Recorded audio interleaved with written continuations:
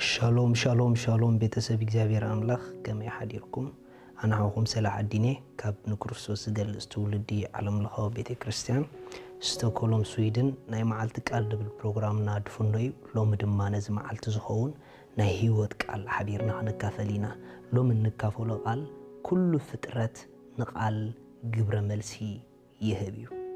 كل فترة نقال جبر ملسي يهبيو اتزغرمكم ነገር نحنا ግብረ መልሲ አይህብን ይልና እና ሐስቦ ነቃል ንድምጽግን ግብረ መልሲ ይህብዩ ምክንያቱ እግዚአብሔር ከፈጥር ኮሎ ንሁሉ በለኾነ እንዳተባህለ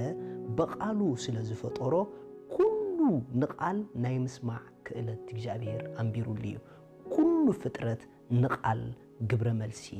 ይህብዩ that's why ኣብ ህይወት ካብ ተሓደ ኣዚና ነቃልና ንጠንቀቀሉ ንብል ንምንታይ ተተባሃለ ግብረ መልሲ ኣይህብን ኢልና እና ሐስቦ ነቃል ግብረ መልሲ ኸብ ስለዝኽእል እዩ ምክንያቱ ኩሉ ነቃል ግብረ መልሲ ከም ዝህብ ንድምጺ ከም ዝሰምዕ ኬሪ እግዚአብሔር ፈጢሮ መጽሐፍ ቅዱስ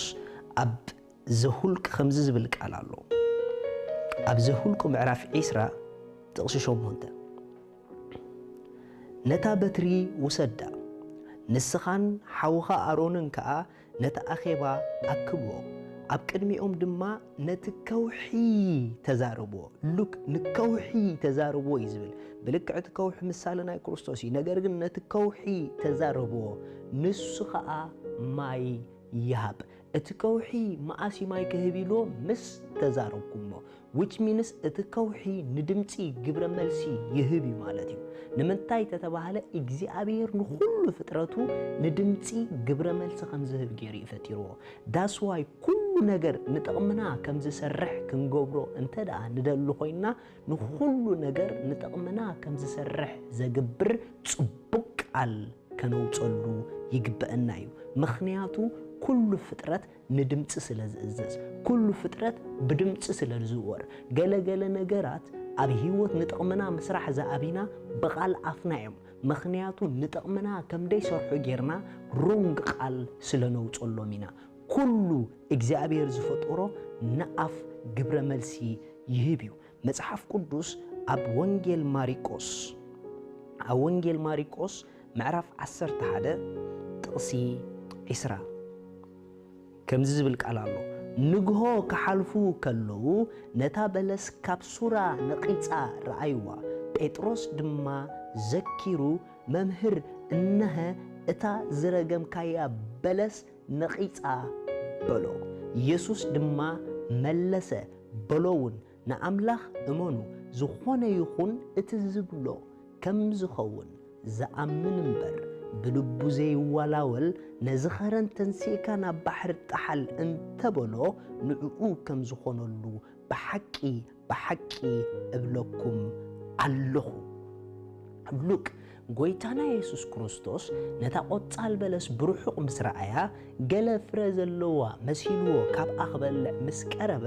ከም ቆጻላ ፍረ ኣይራኣየላን ቃል ላውጽላሾ ካባኺ ፍረ ኣይረኸብ ኢልዋ ልክዕ ቃል ምሰው ጸላ እቲ ገረብ ነቲ ካብ ኣፍ ጎይታ ዝወጸ ቃል ግብረ መልሲ ሂቡ ልክዕ ከም ቃል ኮይኑ ንጽባሒታ ክምለሱ ከለው ነቲ ገረብ እንተራኣይዎ ልክዕ ከምቲ ኢየሱስ ዝበሎ ነቂጹን ቀምሲሉን ሓሪሩን ጸኒሕዎም ኣይገርመኩም ናሕዋት ገረብ እኳ ከይተረፈ ንድምጺ ግብረ መልሲ ይህብ ኣብ ነፍስ ወከፍ በቃል እግዚአብሔር ዝተፈጥረ ዘበለ ንድምጺ ግብረ መልሲ ናይ መሃብ ከዓልነት እግዚአብሔር አቀሚጡልዩ that's why ኩሉ ፍጥረት ንጥቕምና ከም ዝሰርሕ ክንገብሮ በአፍና ንኽእሊና ኢየሱስ ክርስቶስ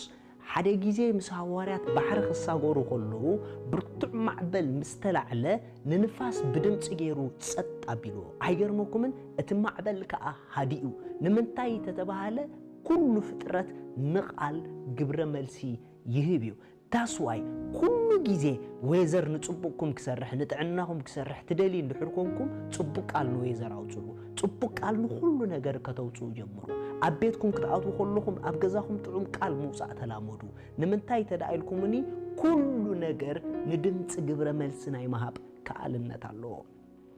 ኢየሱስ ንዘለዓለም ጎይታ እዩ ስለዚ በቃል አፍና ኩሉ እግዚአብሔር ዝፈጠሮ ዘበለ ንጽቡቕና ንጠቕመናን ከም ዝሰርሕ ክንገብሮ ንኽእል ኢና ከውሒ ንኣፍ ተኣዚዙ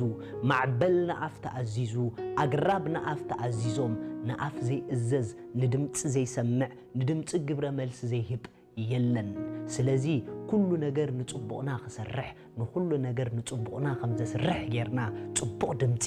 ምዝራብ ንላመድ ስለ ኩሉ ፍጥረት ንእግዚአብሔር አመስግኖ ስለ ኩሉ ፍጥረት ንእግዚአብሔር አድንቆ ስለ ኩሉ ነገር ንጽቡቕኩም ከም ዝሰርሕ ጌርኩም ቃል ልቀቁሉ ሽዑ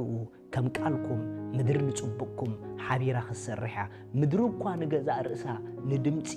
ግብረ መልሲ ትህብያ ነቶም ቃል በረኸት ዘውጽኡ ምድሪ ሓይላ ትቦምያ ነቶም ቃል መርገም ዘውጽኡ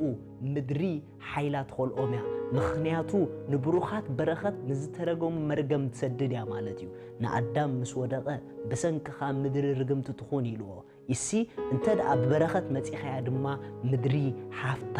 ዓቕማ ትገልጸልከያ ኣብዝኣተኹሞ ምድሪ ንሰናይኩም ክሰርሐልኩም ነቲ ምድሪ ባርኽዎ ነቲ ሃገር ባርኽዎ ንሰናይኩም ከም ዝሰርሕ ቃል ኣውጽሉ ሽዑ ትረጊጽኩሞ ዘለኹም ምድሪ ንምክንዋንኩም ክሰርሕ ክጅምር እዩ ኣይትጋገዩ ዝረገጽኩሞ ምድሪ እኳ ግብረ መልሲ ይህብሞ ፍረ ክበኩም ሰናይ ነገር ክበኩም ምክንዋን ክኾነልኩም ክንምክንዋን ዝምችእ ጽቡቕ ቃል ንኹሉ ውጽሉ ስለ ዘለኹም ሃገር ሰናይ ቃል ኣውጽኡ እታ ምድሪ ንጽቡቕኩም ክሰርሕ